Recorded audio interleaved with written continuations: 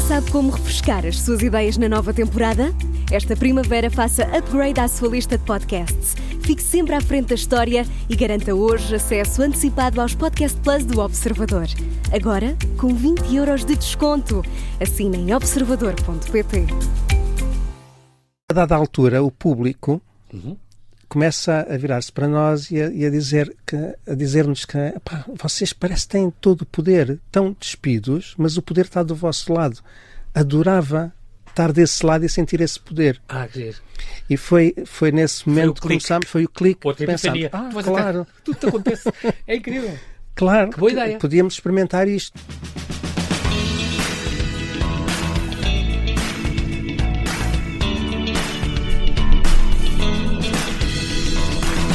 Conheceram-se no refeitório do Arco, quando ela estudava escultura e ele pintura. Há 23 anos que o casal Ana Borralho e João Galante trabalham em parceria nos campos da performance, dança, instalação, fotografia, som e videoarte. Hoje vêm ao convidado extra por serem diretores artísticos do Festival Verão Azul, um festival bienal de artes contemporâneas, cuja 12ª edição vai decorrer já nos 2 próximos fins de semana em Lagos, Lolé e Faro, no Algarve. Olá Ana e olá João, bem-ajam por ter aceitado este meu convite, bem-vindos à Rádio Observador, é um grande prazer estar a falar com vocês. Olá, obrigado. Como eu estava a dizer que vocês, de facto, é muito difícil encontrar coisas sobre cada um na net, mas vocês são um casal desde sempre e trabalham... Só não nasceram juntos, porque de resto... Aliás, nasceram bem longe, João, tu vens de Luanda, não é? Luanda, sim. Mas tu não tens, saíste lá muito novinho, não tens muitas memórias de lá. Não tenho nenhumas, na verdade. Só o que vem da Super 8. Anos, mas... Só que guardam na Super 8, que faziam filmezinhos, não é? Deve ser verdade. O que tu guardas. Sim, sim. Mas também dizem que em Luanda havia tiroteios e coisas e eras tu que deitavas no chão a desenhar Era isso mesmo.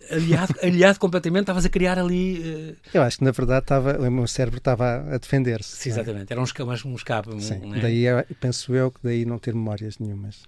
E depois também é curioso porque tu de férias com os teus avós que viajavam muito, sim. Também a mesma coisa, ias ver igrejas por toda a Europa e sítios e templos, o que fosse, e depois tu também ficavas a desenhar no carro. Sim. Eram as memórias que tu guardavas, era a parte da arquitetura e das esculturas, é muito engraçado. Sim, sempre desenhei.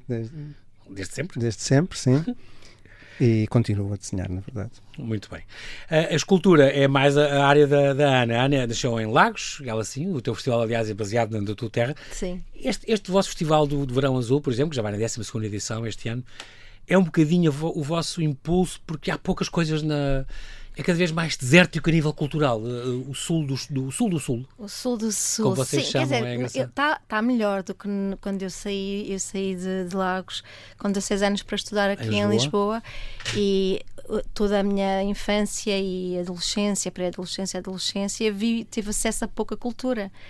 Havia mais o balé, a música clássica.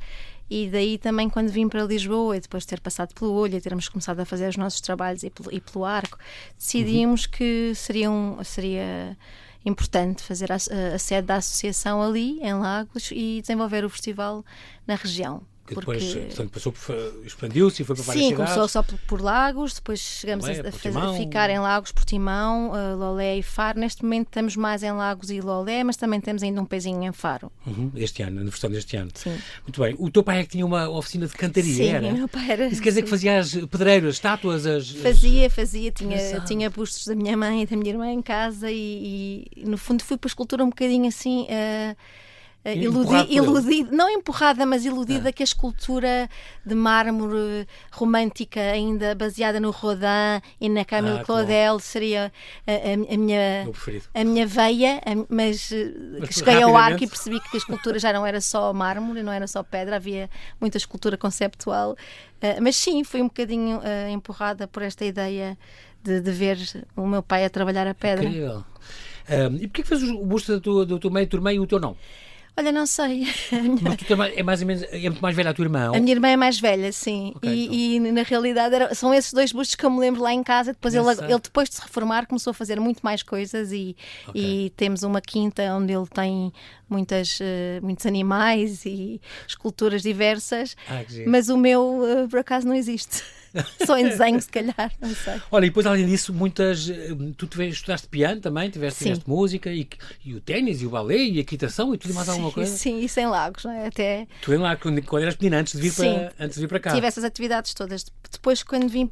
Mas o balé, fiz mesmo o curso de música, de balé clássico, com uma professora ali, mas tínhamos exames aqui em Lisboa, e depois quando vim para Lisboa quis continuar a dançar, mas também rapidamente percebi que gostava mais de dança contemporânea, depois fui parar ao olho, mas em Lagos a base foi mais clássica. E o método da Royal Academy da dança, a série, tu é que tiveste fazer a tua primeira grande aventura, foi vir para Lisboa com uma amiga e com os pais da amiga, com certeza, tinha 6 anos. O teste.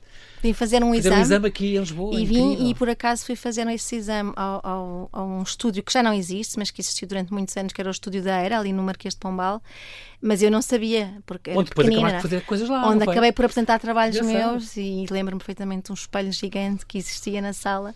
Quando mais tarde, já com os meus 20 anos, voltei ali para trabalhar já com da dança contemporânea. E tu vires para esse estúdio, grande sala de dança com o espelho gigante, faz lembrar o Fame, que tu brincavas imenso com as tuas primas e não era? Sim, completamente. Ensinavam as... Sim, tínhamos fins de semana a fazer espetáculos do Fame e das Doce juntas. Sim.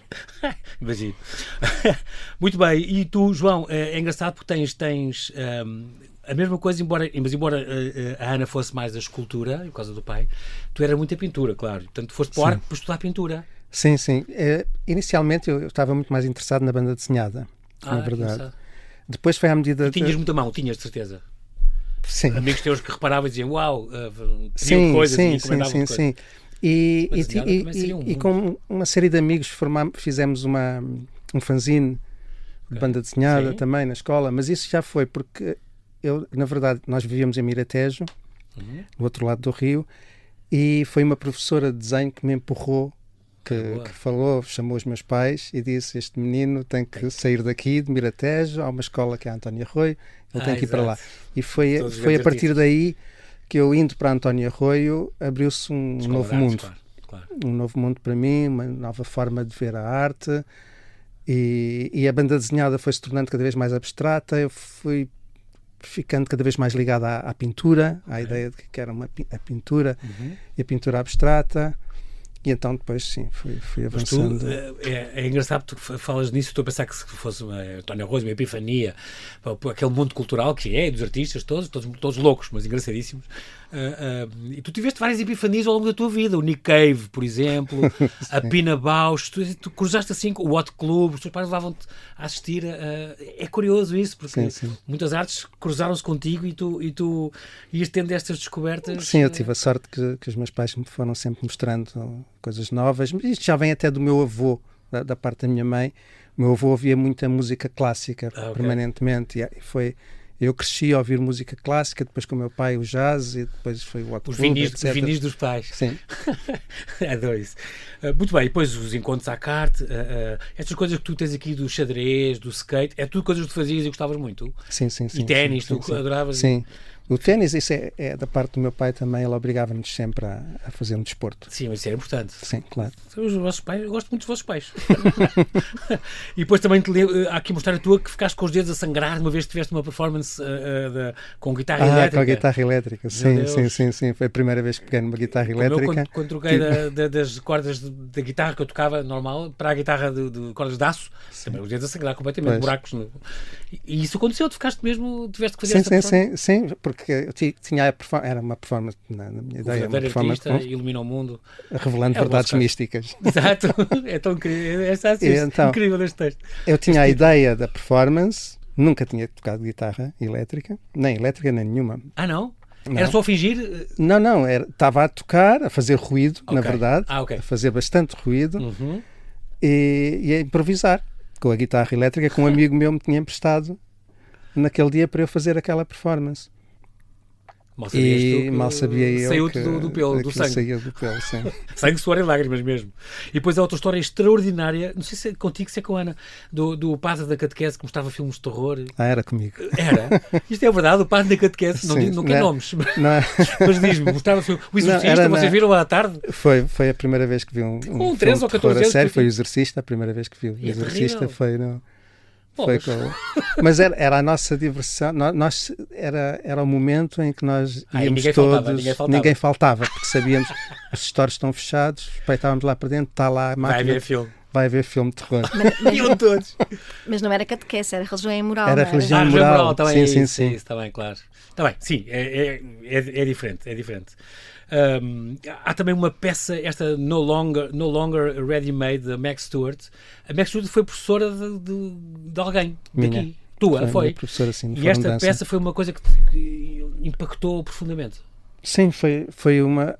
Impactou-me também porque ela, numa das aulas, quando ela, acho que foi a primeira aula que ela nos deu, ela estava cheia de, não sei se não era dúvidas, mas estava com vontade de nos mostrar o que é que ia fazer, o que é que estava a fazer, e naquele momento ainda não tinha apresentado, ainda não tinha estreado aquela peça. Então para os alunos fez uma estreia, mostrou-nos um pequeno solo do que iria fazer, e aquilo impactou-me mesmo muito. Impactou-me também a forma dela dar aulas, de se tornar frágil à nossa frente. Está a pensar nisso, exatamente. Expor-se assim, não é? E depois ver uma peça que não era só ela, mas que me impactou mesmo bastante. Cheiro. Incrível. Este grupo português o Olho, Ana, isto que era ali em Cacilhas e em Almada, já não existe, divorciaram-se, como vocês dizem, em 2001 ou 2002. Durante 10 anos estiveram lá, foram atores e co-criadores com eles. É um grupo de teatro físico. Isto é o quê? Teatro físico? É uma coisa já meio circo, meio novo circo? Não tanto físico, era talvez um pouco próximo dos Fura del Baus, no início. Sim, já percebi. Mas era um grupo que fazia tudo, escrevíamos os textos, fazíamos as cenas, no fundo íamos para estúdio improvisar sobre um determinado tema e criávamos muitos projetos assim. No início talvez mais... posso dizer, mais próximo dos Fura del Baus, e depois fomos ficando mais próximo também do teatro de texto, teatro de palco mesmo, mas durante muito tempo fazíamos muita performance na rua, tanto em Almada como em Lisboa, e daí o termo também teatro físico, também talvez pelo passado. O João entrou primeiro do que eu e ele ainda fez parte fiz parte da fundação do Olho. Sim, é teatro físico, mais porque vínhamos todos da performance, também éramos pessoas que vínhamos, a maioria de nós, ou uma parte de nós, vínhamos das artes plásticas também, e recusávamos um bocadinho o teatro de texto. Daí, se calhar, chamarmos teatro físico, porque era bastante físico. Sim, dizendo o Fura del Baus, já está tudo dito. Molas, que cansa só olhar, mas é extraordinário a criatividade daquilo. Vocês têm muito esta coisa, Ana, também do it yourself, criar peças, não é? A tal história, o Olho também ajudavam a fazer isso, não é? Tinham que fazer tudo, quase. Tudo. Eu aliás, como vinha do arco e sabia soldar, eu quando entrei para o Olho tive bastante tempo, além de fazer o trabalho de atriz, a ajudar o Eric Costa, que era o cenógrafo, a soldar, porque havia na altura não adereços, carros alegóricos gigantes que faziam parte de uma Nauta, a primeira peça que eu fiz, e eu no fundo fazíamos tudo, pintávamos o armazém, fazíamos a bilheteira, fazíamos os figurinos, éramos atrizes e atores, fazíamos os textos em conjunto, muitas vezes, algumas pessoas mais faziam, o Alexandre Crespo, o João Garcia Miguel estavam mais, se calhar, na parte dos textos, mas era um processo muito coletivo. Mas é engraçado também esta coisa, cada um na sua especialidade, e ajudar com os seus talentos. O que sabe, sim. Claro, isso é tão engraçado. É muito bonito também porque tu, também, Ana, tinhas esta ideia dos artistas como... Tinhas desde pequenino este ideal de pessoas com uma grande liberdade e com uma vida meio boémia e com alternativa. Tu gostavas muito disso, era uma coisa que te atraía. Acho que foi a ideia que eu tive, ou que fui romantizando também dos artistas como uma profissão onde eu poderia ser mais livre, onde eu poderia fazer mais dentro do que eu queria, o que me apetecesse a qualquer hora, sem horários, sem rotinas. Não é bem assim agora, que já cresci mais um bocadinho, tenho que trabalhar todos os dias e um horário às vezes maior se calhar do que o das 9 às 5, mas foi sim, era assim uma ideia muito romantizada de sair um bocadinho da norma. Entre os vários projetos, vocês têm muitos projetos, os dois, muito curiosos e muito diferentes. Há sempre esta dualidade, o corpo, o momento, o interior, o exterior, a emoção, o sentimento, o público e o fora do público, a ambiguidade sexual, tudo. É muito curioso, mas de facto o público, o eu e o outro, e misturar e como abrir esta fronteira, posso dizer que é um bocadinho o vosso foco, não é? Vocês são muito focados no público, vocês estão voltados sempre para nós e nós sempre voltados para vocês. Há ali um diálogo e chegam-nos de todos os lados, seja em realidade virtual, seja mesmo na vida real, e isso é muito curioso. Sim. A relação com o público para vocês é fulcral. A maioria dos projetos, mesmo o primeiro projeto que fizemos e o que temos vindo a desenvolver, tenta muito pôr o Mr. Foi muito tentar pôr o público no espaço e no tempo com o performer, viver um momento em que o público também se torna ator, e a relação que se cria entre o performer e o público é que faz a peça também. Sim. E mesmo os outros projetos seguintes sempre foi uma preocupação nossa pensar o lugar do público, como abolir a fronteira entre palco e plateia. Há uns que eu estou a lembrar agora, que há uns todos, os atores todos nus à frente sentados, e o público a um palmo deles, assim, colados aqui. E há, de facto, essa proximidade que é impactante. A pessoa, ainda hoje, ao fim de 20 anos, não estamos habituados a este tipo de coisas, que é curioso. E o que é que vocês falem deste extraordinário Atlas que vocês fizeram? O Atlas já foi há 14 anos, acho que estreou ali no Maria Matos, e passou no Festival de Panorama em 2012. É uma peça que, no fundo, tem mais de 100 pessoas em palco. É tem 100 pessoas. E depois é muitos da comunidade local, vocês fazem isso também, que é muito giro. Querem que as pessoas participem da comunidade, querem entrar. São todas as pessoas da comunidade local, e este ano ainda fizemos em Penafiel, e talvez ainda vamos conseguir fazer também em Guimarães. Mas é um projeto que quando foi criado, nós imaginávamos que íamos fazer só uma vez, porque 100 pessoas em palco foi um convite para um projeto para o Maria Matos. Era o aniversário do Maria Matos, e nós fomos apresentar a proposta ao Mark de Puter, o diretor na altura do Maria Matos, e ele achou muito interessante a ideia, e a ideia era trazer 100 pessoas a palco e dar-lhes voz. Na altura, 2011, estávamos a viver a Troika, havia muitas acampadas na rua, as pessoas estavam furiosas, havia muita revolta, havia vontade de ir para a rua e contestar. Sim. E no fundo foi uma forma de pensarmos um espetáculo onde isso existisse em palco.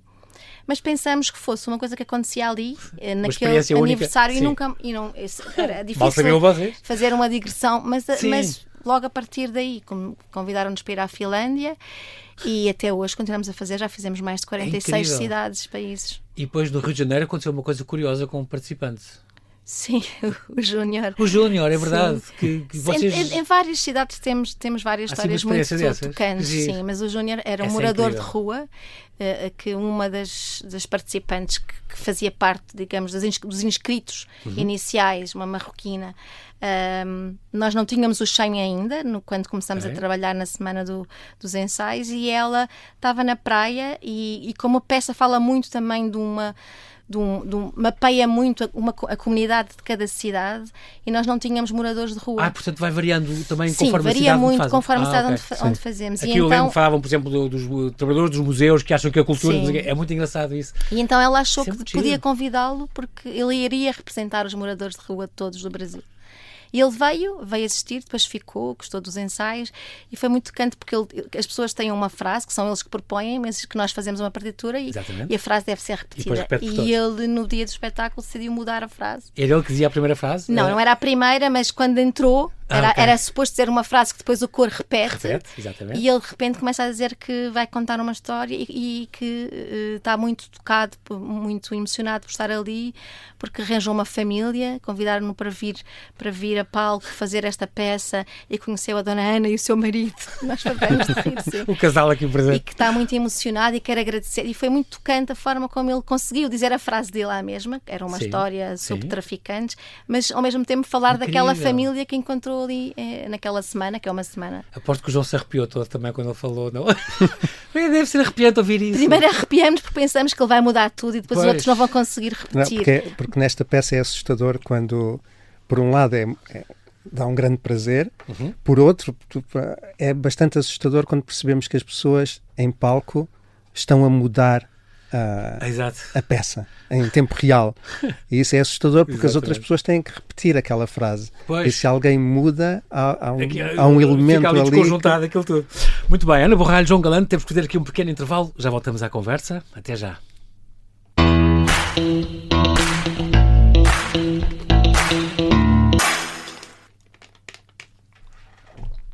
Só para dizer, João, que esta coisa não tem luz, mas é porque está estragado. Eu estou a ouvir Ok, bem, está bem? ok. Estás aqui.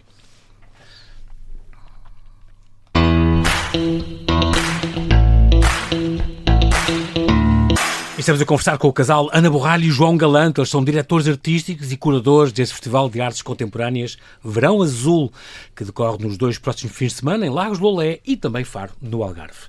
Estamos a falar ainda de alguns projetos vossos, que eu não resisto a lembrar e a falar disto. Sexy MF. Sexy MF é um bocadinho, por exemplo, que fizeram em 2006, é um bocadinho baseado naquele primeiro, 2002, do Mr. Miss, não é? Sim, sim. E que também passou por França, e havia já esta questão do transgénero, e havia já esta discussão na altura. Hoje, então, devem ser cada vez mais perseguidos. Com isto tem sempre workshops, não é? Vocês, para convidar as pessoas a vir, têm que fazer uma formação, uma ação de formação. Sim, o Mr. Mister, era eu, a Ana e o Miguel Moreira, que era nosso vizinho na altura, mas éramos os 3 que fazíamos e aquilo estava a correr bastante bem, estávamos a vender bastante a peça a rodar. Eram os 3 que entravam também? Éramos os 3 que entrávamos, entrávamos, atores, sim. E a dada altura o público começa a virar-se para nós e a dizer-nos que vocês parece que têm todo o poder, estão despidos, mas o poder está do vosso lado. Adorava estar desse lado e sentir esse poder. Que giro. E foi nesse momento que começamos, foi o clique. Outra pensámos, claro. Tudo te acontece. É incrível. Claro, que boa ideia. Podíamos experimentar isto, já que o público também quer estar aqui deste lado, e nós tínhamos aquela vontade de fazer peças com mais pessoas, então podemos fazer com mais pessoas, convidar as pessoas a fazerem um workshop connosco. Já está a fronteira do público para vocês. É muito e colocar o público também connosco, deste lado. E foi aí que surgiu o Sexy MF, que é uma versão do Mr. Miss, mas com 12 pessoas. Com mais pessoas. Em vez de 3. Diz. Não, ia dizer só que a primeira vez que fizemos aqui em Lisboa, já depois do workshop, tivemos pessoas de profissões muito distintas, porque não é só para atores, tivemos jornalistas, tivemos médicos, tivemos fotógrafos, e é engraçado que a experiência das pessoas, algumas pessoas mencionaram que o workshop mudou a relação que eles tinham com o corpo e com a questão da vergonha da nudez. Exato, porque é uma coisa que vocês também fazem, é uma coisa muito omnipresente nos vossos trabalhos, mas continua o tabu. Ainda é um tabu que continua, que ao fim de 20 anos ainda não está... Vocês têm muitas peças com nus e fazem questão disso.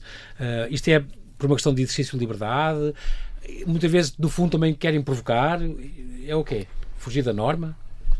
Eu acho que, na verdade, é colocar o ser humano num estado, pelo menos na nossa cabeça, eu acho que quando fazíamos desde o início, era colocar a apresentação do ser humano sem... como é que se diz? Sem nada coberto, sem tapa, sem... Não, porque... Sem capas? Sim, sem capas, sem a definição de aonde é que tu pertences, quem tu és... Socialmente. Okay. Porque a roupa assim muitas vezes... Não é? Assim estás despido, se calhar, não sei... Mas a roupa é de facto uma coisa social. Mas completamente. A roupa define, claro. ou pelo menos tenta definir quem tu és, não é? Sim. Tu olhas, tem mesmo ar de artista, tem mesmo ar de não sei o quê. E ao despir as pessoas, acho que colocamos num sítio, a conversa num determinado sítio, e não tanto, acho eu, como provocação. Sabemos que... Sim, claro que politicamente também é um statement, não é? Mas se pensarmos bem, até noutros projetos que já fizemos um projeto uma vez com a Vera Mantera e o Francisco Camacho no São Luís, sim, em que falávamos disto, qual é a maior vergonha? É a nudez ou é a questão, todo o que se passa, a corrupção à volta da política, à volta das grandes empresas que dominam o mundo? Portanto, também é uma forma politicamente de lidar com esta questão toda, de onde nos posicionamos no mundo. Há outro, em 2022 tem aqui este Close Up, que saiu este vosso livro de artista, com 20 anos de produções. Aliás, também já tinha havido em 2010, o Teatro Maria Matos já tinha feito uma pequena antologia das vossas performances, chamada O Mundo Maravilhoso, de Ana Borralho e João Galante. É extraordinário isto, eu gosto imenso disto. E depois do Close Up, o salto para esta de 2023, da Louise Michel. Esta Louise Michel, que fizeram também, foi apresentada, por exemplo, no Teatro de Figuras, em Faro. que era uma mulher... Como é que vocês escolheram Luís Michel? Era uma ativista, uma revolucionária, era da Comuna de Paris, século XIX, e tem esta história da bandeira negra. Que isto é sobre quê? Sim, a Luís Michel foi a primeira mulher a levar uma bandeira negra para uma manifestação como símbolo da não rendição. Ok. E o no oposto fundo, do branco, claro.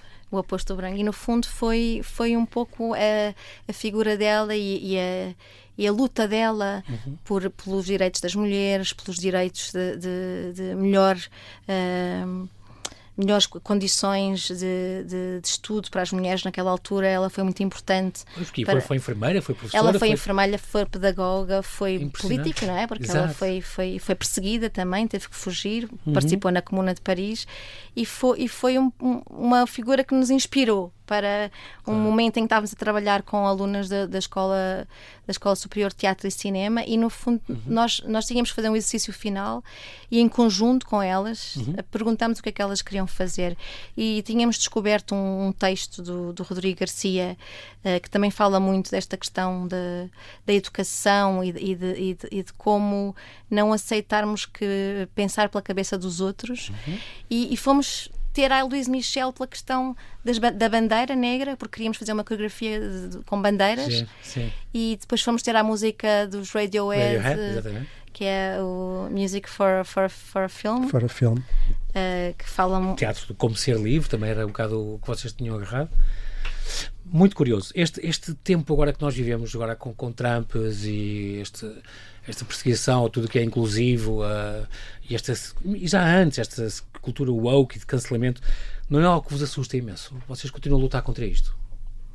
Porque tem que se lutar contra isto. Mesmo as coisas que nós já julgávamos adquiridas, não estão adquiridas. Tem que se voltar quase à estaca zero. As coisas não estão fáceis. Mesmo na vossa área não estão nada fáceis.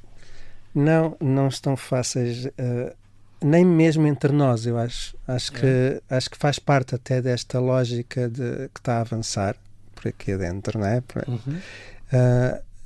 Esta separação, porque mesmo entre nós, entre artistas, entre pensadores, discordamos, mas eu acho que discordamos muito uns dos outros. Mas isso não é mau. Que não é mau, mas é um bocadinho a ideia do dividir para reinar. Eu acho que o que está a passar, mesmo entre os artistas, está-se a criar muitos pequenos... Lobbies? Não é lobbies, mas... Mas porquê? Estás a dizer é que em certas coisas deviam estar unidos e fortes? Sim. Eu acho que as pessoas estão cada vez, como as pessoas estão cada vez mais separadas e a união faria a força, era preciso. De uma forma geral estamos cada vez mais separados e mesmo dentro dos artistas estamos cada vez mais separados e isso é mais fácil outras forças, outros Trumps assim, avançarem e terem território para vingar porque pronto, é mais fácil. Sim. Se as pessoas estão desunidas, se as pessoas permanentemente, mesmo nas redes sociais, contradizemos estamos uns contra os outros permanentemente. Quase que parece que estamos sempre ou há branco ou há preto, não é? Parece que não há cores intermédias. Perderam-se os cinzentos todos, como tu dizes. Ou seja, há um lado qualquer que o debate e contradição e o pensamento diferente um do outro é importante, mas é importante para crescermos juntos, não é importante para completamente nos opormos, não é? E parece que há cada vez mais fações. Ou fazes parte deste grupo, ou fazes parte daquele grupo. Mas o mundo não é de extremo, não é preto e branco, não é? Mas isso tudo, as guerras, as pandemias...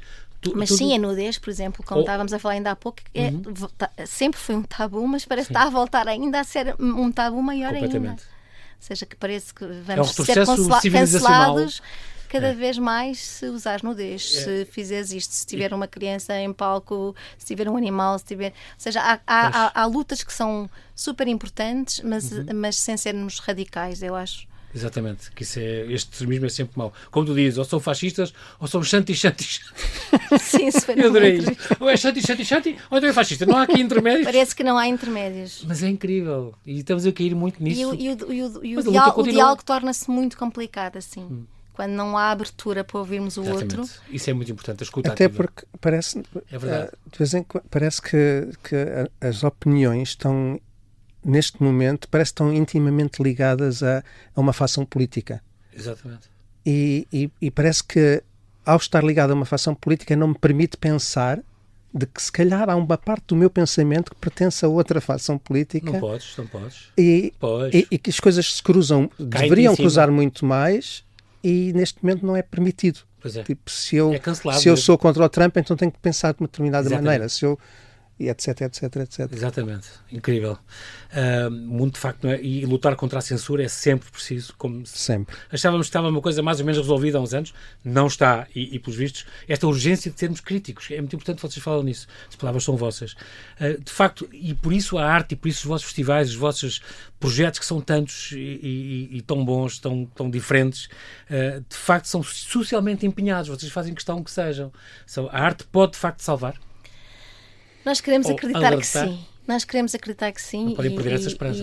E às vezes parece que não conseguimos mudar nada, mas acho que não podemos desistir de tentar fazer de acordo com o que acreditamos e achar que sim. Porque às vezes falamos nisto noutras entrevistas, que é mesmo que tenhas uma pessoa no público, se pensares que a ti um concerto do Nick Cave ou um espetáculo da Pina Bausch mudou a tua vida e a tua forma de ver, então tens que acreditar que tu, mesmo que faças para 3 pessoas, o teu trabalho pode mudar a vida daquela pessoa. Claro que sim. Pode abrir pensamento. Claro que sim. Nem que pode seja abrir... uma. Isso é o que dizem, os católicos dizem isso. Se salvar uma pessoa, já valeu a pena.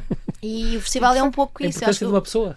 Claro. O festival, nós tentamos que seja um pouco um espaço que realmente as pessoas possam bater com a cabeça, abre-olhos, como mas dizia outro. acordarem um Exato. pouco. Um portal onde se possa entrar e perceber que há formas de fazer coisas que são muito distintas e que não têm que ser realmente... não temos de estar agarrados a uma só visão do mundo. Há uma coisa muito bonita que uma vez tu disseste também, Ana, que era: os artistas devem ser continuamente rebeldes e não revolucionários, porque as revoluções levam a novas ditaduras, ao passo que a rebeldia ilumina e leva-nos a encontrar o nosso próprio caminho. É muito bonito isto. E de facto são coisas diferentes. Muito importante. Não sei falar do Verão Azul. Bom, este festival, há uma coisa para já muito curiosa, que é a questão de ser artístico, transdisciplinar, sempre. Trazem sempre teatro. Este ano, então, vai ter teatro, dança, performance, música, cinema e artes visuais. E depois é com também artistas emergentes, nacionais ou estrangeiros, que colaboram.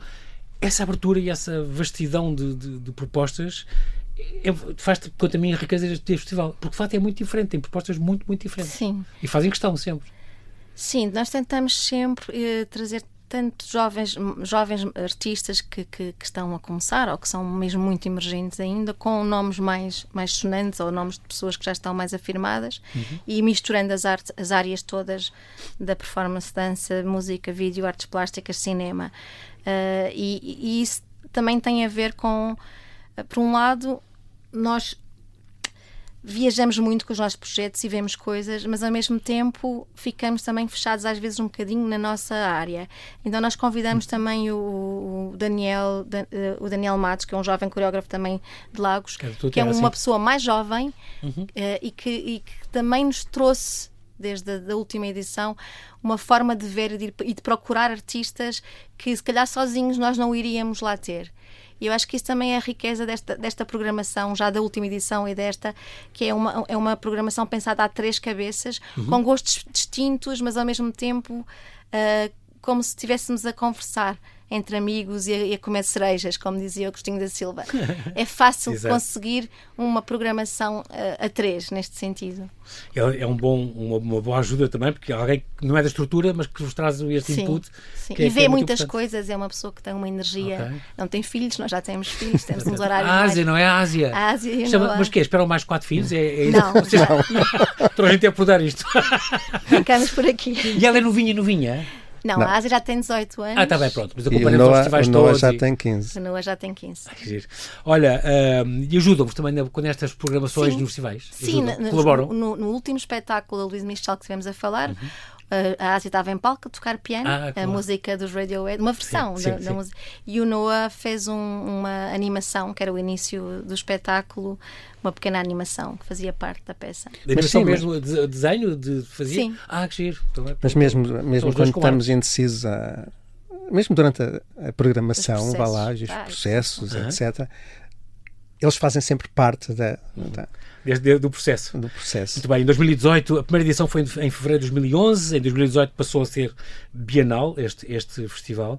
Portanto, é a 12ª edição, vai decorrer em Lagos de Lolé e tem uma perninha em Faro, como já dissemos, dias 10, 11 e 12, já este próximo fim de semana, e depois tem outro fim de semana mais à frente, a 16, 17, 18 e 19.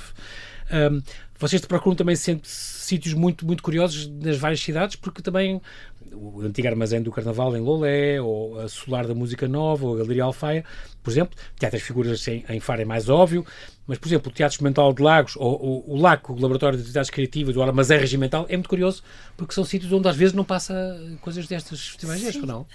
Vão abrindo também espaços diferentes. No caso do LAC, eles já são nossos parceiros há bastante tempo e temos feito sempre parte, pelo menos dos concertos, sempre no LAC. Este ano temos também uma convenção de tatuagens no LAC e um dia de performance, mas os espaços também têm a ver com a necessidade, às vezes, da própria necessidade técnica dos espetáculos.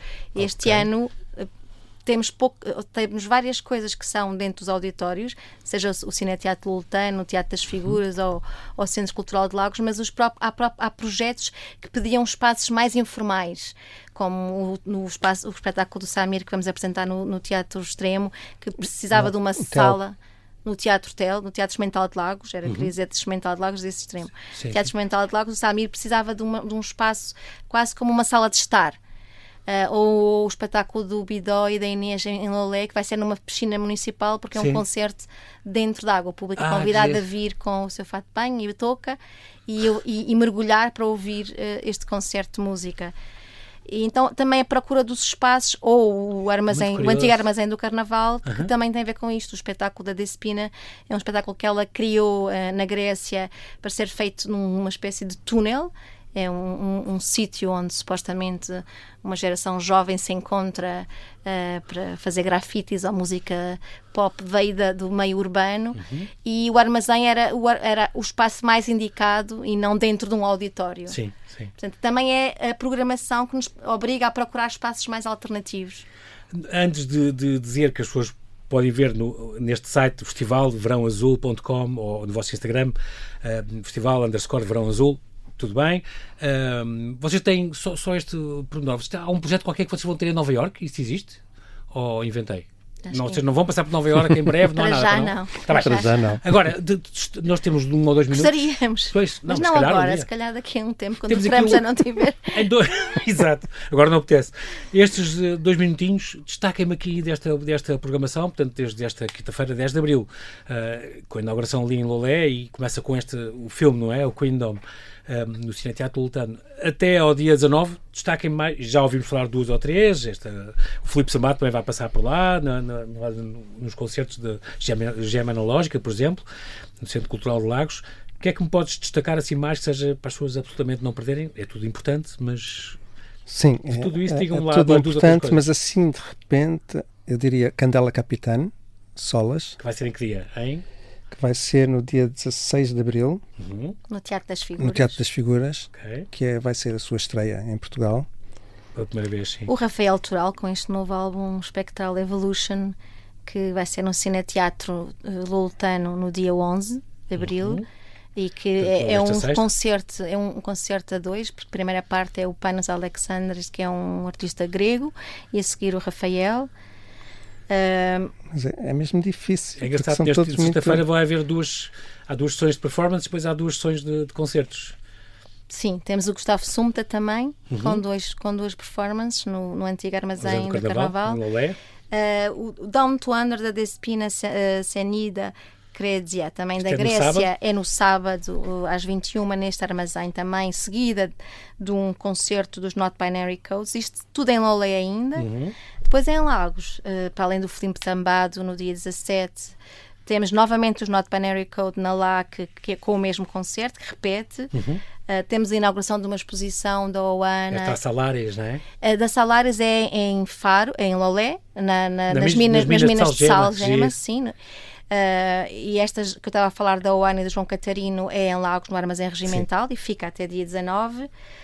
Temos o espetáculo da Colette Sadler também julgo que não é a primeira vez que ela está em Portugal, mas com este espetáculo é a primeira vez que é apresentado. O Arco One, que é um espetáculo de instalação com vídeo e com... O Centro Cultural de Lagos. Fala um pouco de um mundo pós-humano em que já não existem humanos e são as memórias de uma espécie de robô, não é robô, são... É a inteligência artificial a tomar a falar ou seja, as memórias do que foi um ser humano. Que giro. Aggressive Girls, GC Music, depois há também estes DJ sets, no fundo muita coisa e muito variada. Isto, o ideal é mesmo as pessoas começarem já a planear, que este fim de semana e o próximo vão estar ocupadas, vale a pena dar um pulo ao Algarve, mesmo não sendo sol e golfe e praia, portanto o Algarve sempre teve estas coisas que vai acontecendo alternativas, que é muito importante, e muito a vocês se deve também. É bom ouvir estas ideias, e há mais 2 ou 3 festivais que eu gosto muito. O Neves, por exemplo, é também grande fanático pelas coisas de Lolé, do cineteatro, põe lá também as peças dele todas, e é engraçado ver esta ligação, e para que estas coisas não morram, como tu dizes. Para não ser, quando eu saí, vi o ET no cinema quando era pequenino, e depois o cinema fechou e nunca mais. E, de facto, agora já abriu. Agora, finalmente, pronto, é para já ficarmos abriu aqui. E já fechou novamente. Muito bem. Talvez também só destacar o dia 19, que é o dia 18, que é este dia na LAC, quando acontece muitas coisas, ao mesmo tempo que há a convenção de tatuagens, onde as pessoas se podem tatuar a um preço mais reduzido no LAC. Aproveitar. Muito bem, então, Ana Borralho, João Galante, quero agradecer muito a vossa disponibilidade em vir aqui à Rádio Observador. Corre tudo bem com este Verão Azul. Para mim, o Verão Azul ainda é a série espanhola de 1981. Foi o que inspirou este título. E é extraordinário. Para mim faz sempre lembrar também férias e tudo, que é engraçado. Portanto, Verão Azul, já sabe, este ano chega mais cedo, é já agora em abril, em Lagos e em Lolé, e com uma perninha em Faro. Bem-ajam aos dois, corra tudo bem. Obrigada. Muito obrigado por esta oportunidade.